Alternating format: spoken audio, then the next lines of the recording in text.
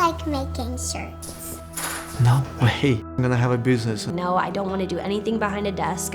Born in Belarus, 50 arrests. Grew up in a poverty mindset, mandatory evacuation. Hurricane Katrina. I'm in debt, I'm in trouble. I'm gonna lose everything.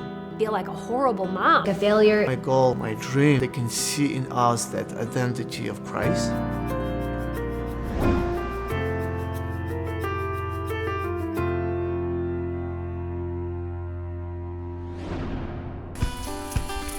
We're business owners. We work together 17 years. Adriel and Melody grew up in the office. They would just ride their scooters up and down the hallway. It was part of the environment.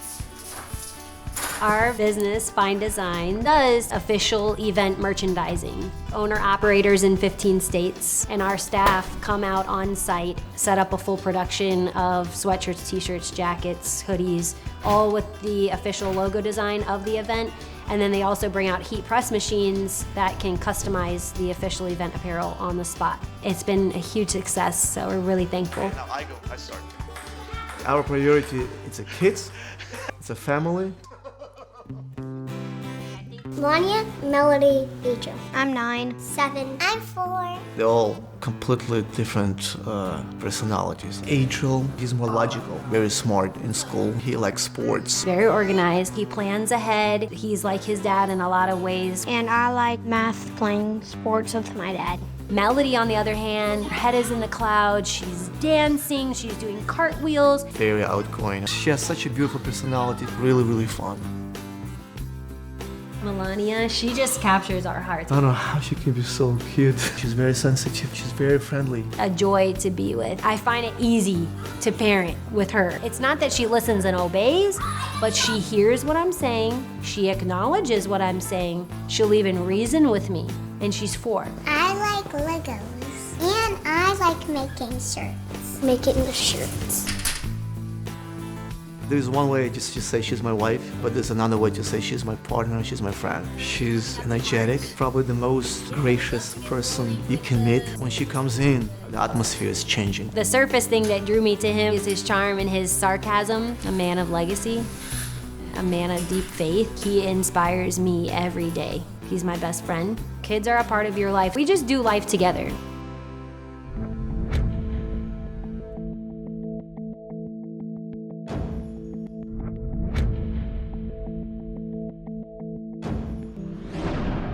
I grew up in a poverty mindset, born in Williamsburg, Virginia. I was born in Belarus, between Poland and Russia, and South Ukraine, Lithuania, Latvia, Pre-Baltic countries. Looking at Ukraine, it's a spiritual war because Ukraine is the country of freedom. We pray. We just pray for the revival, just to stay there. Everything goes back to my great-grandparents.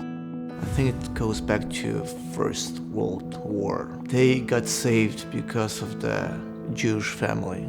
My grandfather, he had 12 brothers and sisters. When the war happened, they were transferred to Russia on the way back on a train. 9 of them passed away because of the hunger. My grandfather, he survived.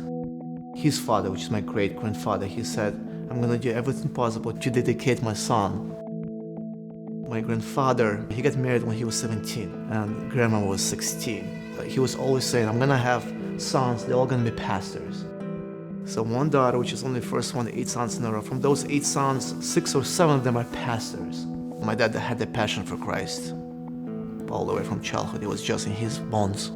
I have 9 brothers and sisters. My dad was a pastor. Our house was used as the underground church. First story was for the family, which is we had only 1 room. The second story was just for the church. When I was 5, my dad got a job offer in New Orleans. My mom had 9 children, so it was a big uprooting. 6 months later, my dad got laid off of his job.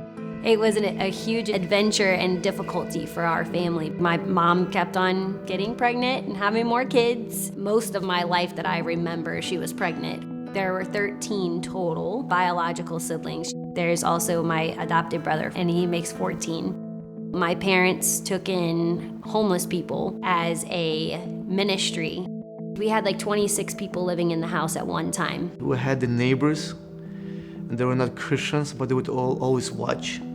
If they would see the KGBs coming, they would always inform us. My dad, he got 50 arrests. I remember one specific moment when he was knocked down to the ground, and they look at us, at the kids, and like, hey, you're probably not gonna see your dad. He's breaking the law because he allows the church in this house. We were very concerned, and I remember those emotions. He's not afraid. He's a great, great man of God. It was hard for my mom. She would cry, but she would always tell us, hey, don't say anything to Dad, because I don't want him to stop the ministry. Collapse of the Soviet Union happened. My dad, he was emotional. I remember that moment exactly when he was holding my hand, and first time we walk in the street and just enjoying that moment of the freedom. Finally, we can have a church outside of my house. We live day by day, paycheck to paycheck. God always said that he's gonna provide our daily bread. There was one day when she literally just had bread and butter. Well, we're gonna break bread today. She buttered the bread and she toasted it, and we had tea. And then for lunch, toast the bread and put the butter on it. And we're gonna have tea, and she made it feel fancy. And then she gets a call from one of the guys from the church. We're having steak tonight, Lynn. He went and bought $400 in groceries. It was just out of the blue, and God provided all of that. Growing up in that, you just see God's provision. He was in ministry 100%. He would be out, I would say, on average 2.5 weeks for the mission trips. Pretty much we grew up with my mom. She would spend time with us. Every day we had night prayers and reading the Bible. But I never had those crazy restrictions or rules. Don't do that, don't do that. Somehow, I don't know how, inside of us we had that fear of God. I got saved. Pretty much I got born again in those family gatherings and prayers. I always loved God, and I always wanted to do what was right. The peer pressure began. I caught one of my brothers smoking, and then he's like, well, you're just a little kid. I experimented with smoking, and then I wanted to be a cool kid, and kind of had some rebellious years until I was 16. I would journal and write, and I would pray and ask God, show me and teach me how to have a relationship, because I want to be deeper, but I don't know how. When I was 18, I had done a missions trip to Bulgaria, Turkey, and Greece. I'm creating my own relationship with God. Now I feel independently in a relationship with God. I was 16, but in 2 months I was 17. My dad personally received the word of God, which he moved to the United States of America for the family. Shift happened in my dad's ministry.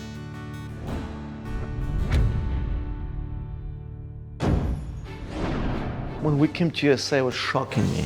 It was shocking how it's beautiful, how it's different, how it's just big. I went to Bible college, actually 2 Bible colleges. I got prophecy, or I got word. She prophesied to me, she said, I'm gonna have a business. And I look at her, I said, no way. There's a guy, he was doing this little small business, selling t-shirts for the sport apparel. He's Slavic, he's from Ukraine. Said, hey, I'm looking for anyone who's here from Slavic countries. Yeah, there's two guys still looking for the job. He ended up asking us to help him. When he was in our room, he began to cry. And he said that God spoke to me to start the ministry. I feel like I need to go back to Ukraine and work with the people. I have this idea for this business. I will give up this for you. But you'll help me with that. To support me when I'm there. You guys just run the business. So pretty much we started the business with if I'm not mistaken, maybe 8 boxes of the t-shirts, and they call those 2 heat presses.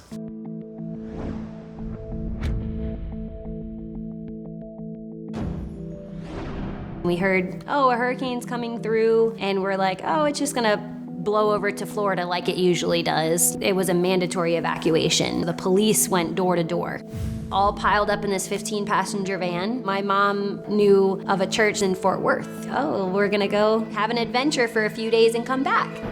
The day of the hurricane, I just turned 19, and it was crazy. Well, we ended up being stuck in that hotel for 2 months. We literally only had 2 days of clothing, and I didn't have anything else. So we've been wearing the same clothing and trying to go to Goodwill to try to get something, but we didn't have any money because my dad didn't have a job, and we were paycheck to paycheck anyway. My parents decided, we're not gonna go back. We love it here. We got a job offer. Let's look for a home. She came to Dallas because of the hurricane. My brother began to date her sister. My brother called me, hey, can you go and show them Dallas? Andrey comes with his brother Slava. Let's go to this Bible study. They prayed for everybody in the whole place. I think there's some people who've been affected by Hurricane Katrina here. My sister and I went up to the front. He's like, anybody who feels led to give to them, just give to them whatever you feel in your heart. So people start piling cash in our hands, and I'm just weeping at all of this number of events like taking place day after day. After that prayer meeting, Andrey offered to pick up Naomi and I and bring us to some of the classes if we wanted to pass time. We ended up hitting it off. I didn't speak English.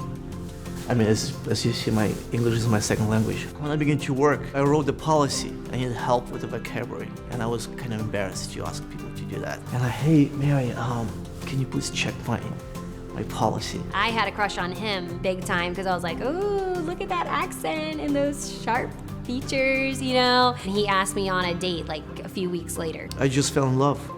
I with her, asked the question, what you gonna do? That's what's my question. What you gonna do with your life? What's your purpose? I said, Mary, what do you think if you're gonna work in the office? I was like, no, I don't want to do anything behind a desk. I'd love to be out with people and getting to know people. And he said, well, just try it. If you don't like it, then you can do something else, but I think you'd be great at it. Just right there, that moment, we just clicked together and we became such a good friends. So we dated for 1.5 years, and she became the marketing person for our company, and our company grew from pretty much a couple of people to over 100 people right now.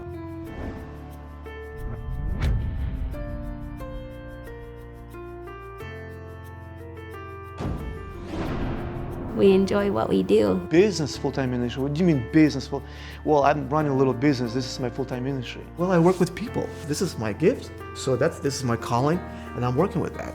It's always finding that balance. Yes, you find the balance. And finding those priorities. The kids are an eternal priority. You have to spend more time with them because he wants to play ball with you, he wants to talk to you, he wants to draw, he wants to build something, he wants to get a hammer and do something outside, and you have to go and follow him and help him. Are we willing to do that as a parent? Because this is the price you pay to have fellowship and relationship and communications with your kids. We set the environment for our home, just however much we can to be involved in their life. We try to be examples, and we try to live life that we enjoy, and for them just to enjoy too.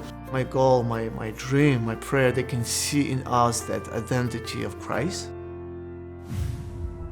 Feel like a horrible mom, dropping the ball, frustrated, take that out on my kids. I'm in debt, I'm in trouble. You're gonna lose everything. Too many liability, downsize possibly. I don't see Jesus. Where is Jesus? Prideful, I want to keep all those leads. I don't want to let them go. If you give them too much technology, they become zombies. Melody, all of her fingers were bleeding. Our family unit is the most important. Dad, what you do? Dad praying right now. Specifically schedule to spend time with God in my room.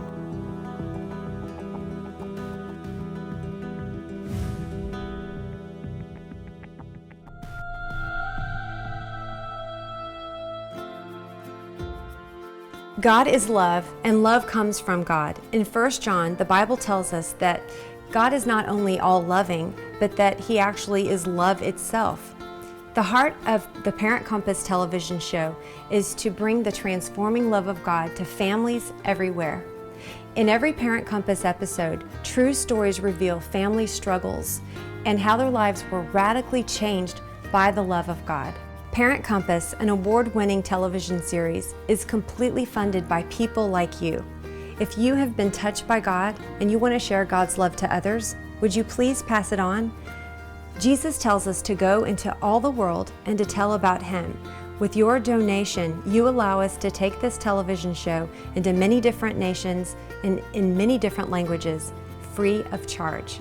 And a portion of your donation goes to Parent Compass Outreach to feed starving children. Your gift does so much. To make your tax-deductible gift, go to parentcompass.tv/donate. That's parentcompass.tv/donate. And thank you for sending love and hope around the world.